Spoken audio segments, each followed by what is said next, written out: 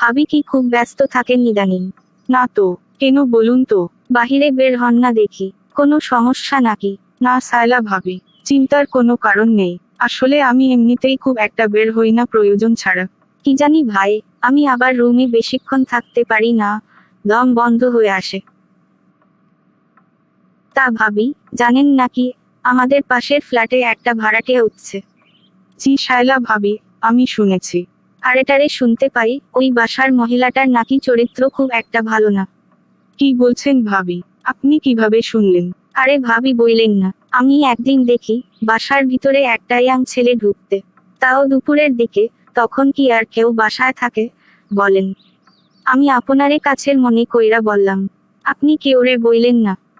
শুনেন সায়লা ভাবি, সূরা নূরের 4 এবং 5 নম্বর আয়াতে আল্লাহ তাআলা বলেছেন, যারা সৎ নারীকে ব্যভিচারের অপবাদ দিল, অথচ 4 জন সাক্ষীর মাধ্যমে তা প্রমাণিত করতে পারেনি, তাহলে তোমরা তাদের 80টি বেত্রাঘাত করো। কারো ব্যাপারে তাদের সাক্ষ্য আর কখনো গ্রহণ করো না, এবং তারাই তো সত্যিকারের ফাসিক। এরপর যারা তওবা করে নিজেদের সংশোধন করে নেয়, তারা অপরাধ মুক্ত। কেননা আল্লাহ তাআলা নিশ্চয়ই ক্ষমাশীল ও পরম দয়ালু। ওহো আচ্ছা। এই নিয়ে একটা হাদিস এসেছে, জানেন ভাবি হাদিসটা কি? না। ষষ্ঠ হিজরিতে রাসূলুল্লাহ সাল্লাল্লাহু আলাইহি ওয়াসাল্লাম বনু মুস্তালিক যুদ্ধ থেকে ফেরার সময় এক স্থানে রাত্রিযাপনের জন্য অবস্থান করেন। রাতের শেষভাগে মা আয়েশা রাদিয়াল্লাহু আনহু প্রাকৃতিক প্রয়োজনে একটু দূরে যান, কিন্তু পথে তার গলার হারটি হারিয়ে যায় এবং তিনি তা খুঁজতে থাকেন। কিন্তু এদিক দিয়ে সবাই ভাবে মা আয়েশা রাদিয়াল্লাহু আনহু হাওদার ভিতরেই আছেন, তাই তাদের কাফেলা চলে যায়।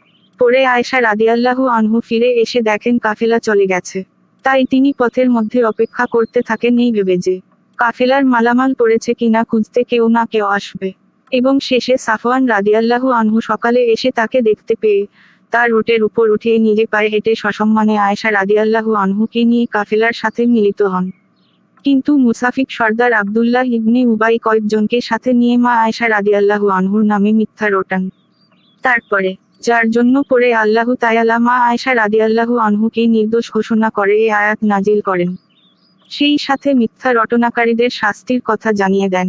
সবই বুঝলাম ভাবি, কিন্তু আপনি এই কথা আমাকে কেন বলছেন? কারণ আপনি যার কথা বলছেন, সে আমার খুব কাছের এবং সৎ ও ধর্মভীরু একজন মহিলা, এবং তার একটা ইয়াং ছেলেও আছে। বুঝতে পারছি, আমার ভুল হয়েছে আপনার কাছে বলা। ভাবছিলাম একটু মন খুলে গল্প করব, সে আর হবে না। আমরা কিন্তু অন্য কিছু নিয়েও কথা বলতে পারি। না না, আজকে উঠি। আবার আসবেন। আল্লাহ হাফেজ। ঠিক আছে, শুধু জ্ঞান আর জ্ঞান। কিছু বললেন ভাবি?